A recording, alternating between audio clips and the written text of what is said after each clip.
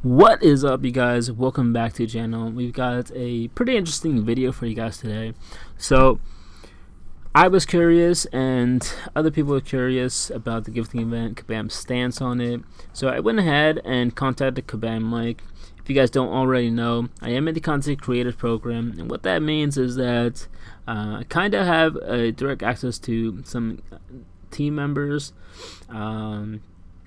Every here and there, or like every 2 weeks, they grant access of new champions coming to the contest for a couple days. We test them a little bit, give them feedback, and then the character is removed from our accounts. But I went ahead and decided to contact them asking about the event because I was curious, and several other people were pretty curious about what happened. There was fraud, there was cheating, and there was a lot of foolishness that went on with the event, which is pretty unfortunate because I feel like it is a pretty good event. Like it's fun because you really don't have to spend money. You can save up, like, it's coming. You can save units. That's what I did last year. I did have a couple thousand units saved for this year as well, and it comes right after Black Friday or Cyber Monday, so you can save those units for the event as well. Get a little bit more mileage out of them. So the biggest thing is that for 2020 or December of 2020, the event might not happen. So because the cheating going on this year was so bad, they possibly will cancel the gifting event of 2020, which is pretty sad because I do feel like it is pretty fun to have the gifting event. But yeah, it's just people just can't play fairly, and that really sucks. And if they do indeed bring back the event, they did say that the easy changes that they could implement will be unpopular, which is interesting. The second thing I took away from it is that there is a third party responsible, that they should be held more responsible and be pressed. So what their statement was, that it is the application store that processes all payments made through in-game, and so they have all the information, and the information that Kabam gets back, that Kabam gets back is very limited. So they are very limited with information. What they can do because of that is also limited. So basically what I took out of that, even though they didn't say it, was that it's basically the application store that's being kind of lazy and that needs to implement better ways to prevent this from happening. Because I believe it's the Apple Store that has implemented a better way where if you do charge back or ask for your money back via credit card, they do prevent you from asking for another one in the future. And the last thing was that suspicious activity does not equate to being guilty. So even if they do find something that's quite suspicious, they still need to find evidence that something against the terms of service occurred in order for them to take action.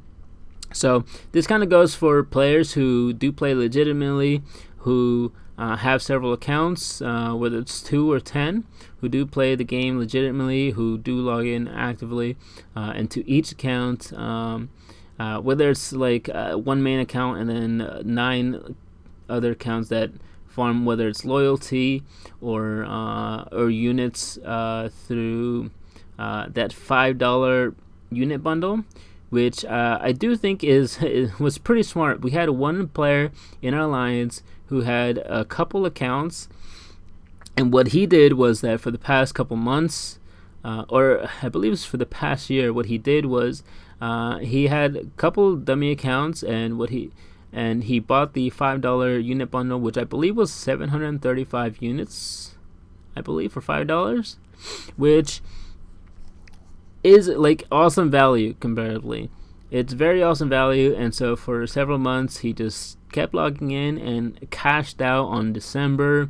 Got a ton of great gifting crystals, and yeah, he did good. He did good.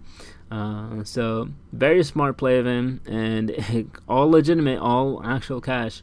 So yeah, that's in regards to the suspicious activity, because it does seem kind of suspicious, but when you check it out, nothing, no foul.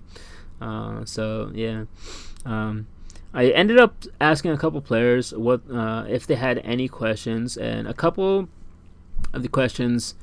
So I didn't keep on asking more, just because some of them just kind of got repeated.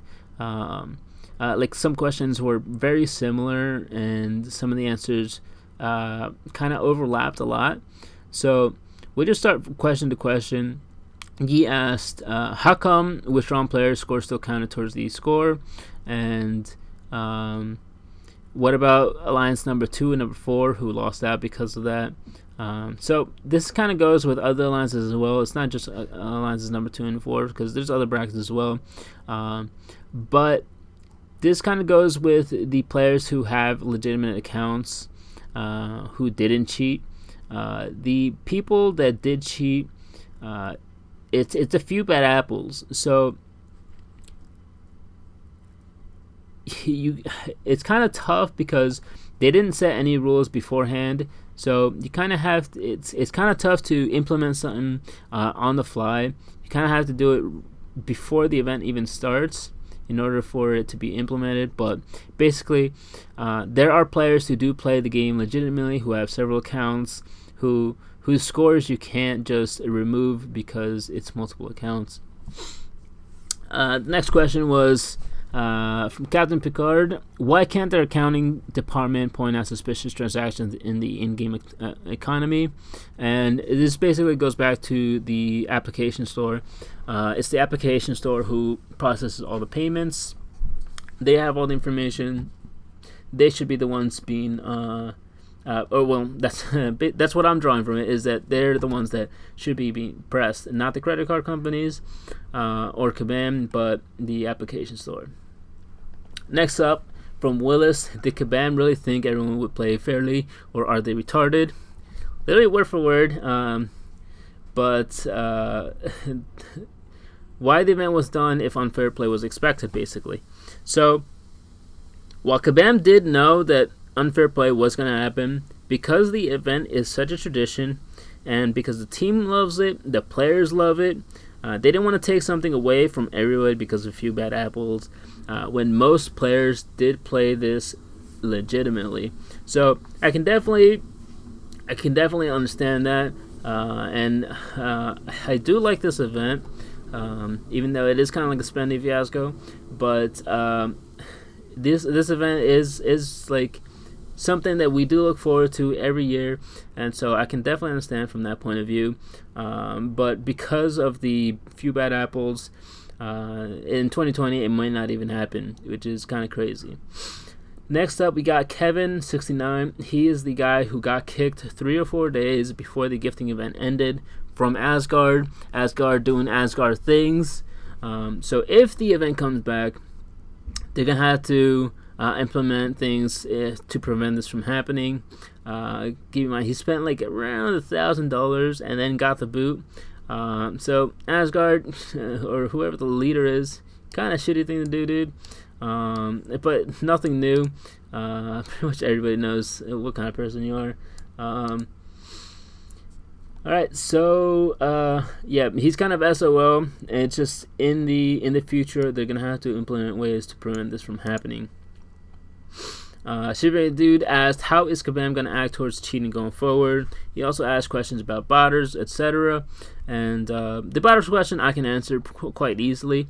Basically, if you have, let's say, 50 team members, you got, let's say, 10 of them are working on characters, new champions. Let's say another 10 are working on quests.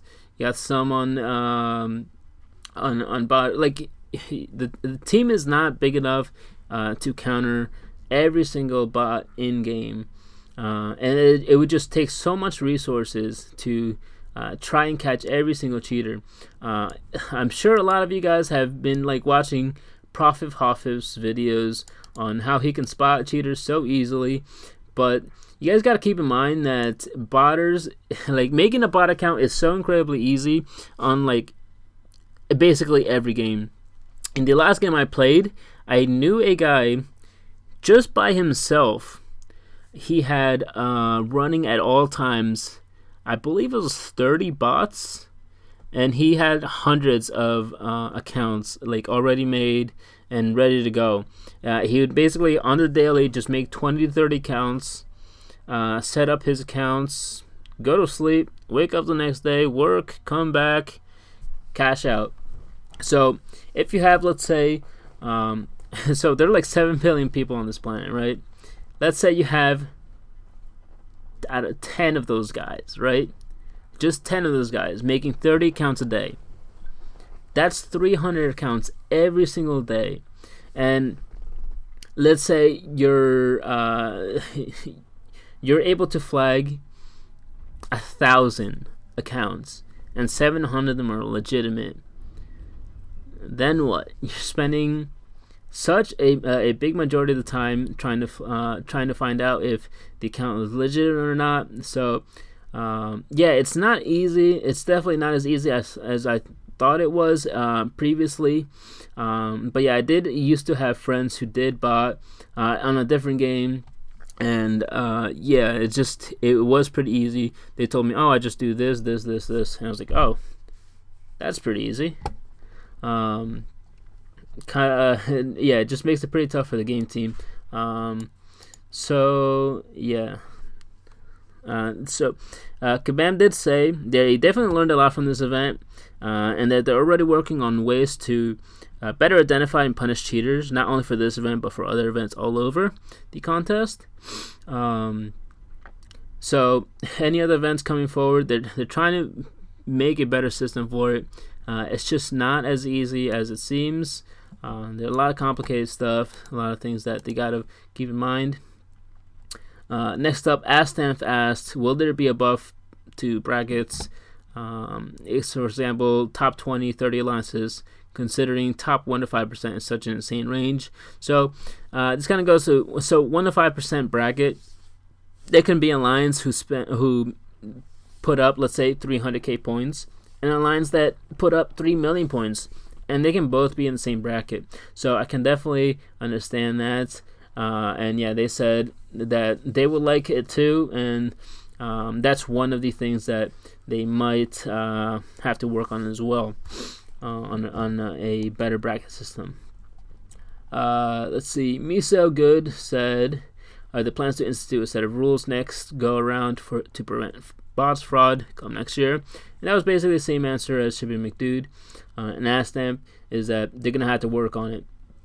There are no plans set in stone currently, but yeah, that they're working on it. So, and then Clobber Time asked about the gifting crystal, how the team decides on it. No answer to that.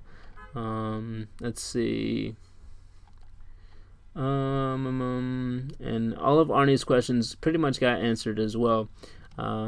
But yeah, guys, it kind of sucks that the event might not come back next year, but you can blame it on the cheaters and MX. Yeah, it really sucks, but then we can't have nice things because of just a few people. So in the end, the event might not come back. We don't know yet. And apparently, according to what I got from it, it's the application stores that need to be pressed to prevent fraud from happening. I can definitely understand that, and that the fact that suspicious activity and guilty are not the same, definitely not the same, especially after having that one player in our alliance who cashed out like that. Is like very smart play on him too. But I do hope that Kabam does find a way that even if some of the new things that they implement into it do suck, I do hope they do bring it back. Even if it, I'm not sure, man. Because it would suck if I was a player who had several accounts, and then all of a sudden I can't use that second account to boost my alliance or boost myself. So I don't know. It's tough, guys. It's not as easy as black and white as some of you guys think it is. I'm sure you guys watched Prophet Hoff's video where you have players in the top brackets. I do think players who play us like top 150 or top 800.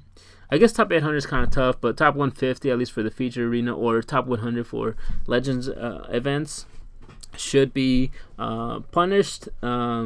But it's just not as easy as some of you guys think it is. It's kind of like when you ask, like if you were to ask a lifter, why don't you just lift 500 pounds? Like, well, don't have the resource for it, man. It's not as easy as it looks. Because you might be able to see Eddie Hall lift up 1,000. Well, he's already there, but yeah, it's just some things are just not as easy as it looks, or a little bit more complicated than you might think. But guys, I tried to make this as clear as possible. I hope you guys enjoyed, and yeah, I hope you guys enjoyed the video, and I'll catch you guys in the next one. Take care.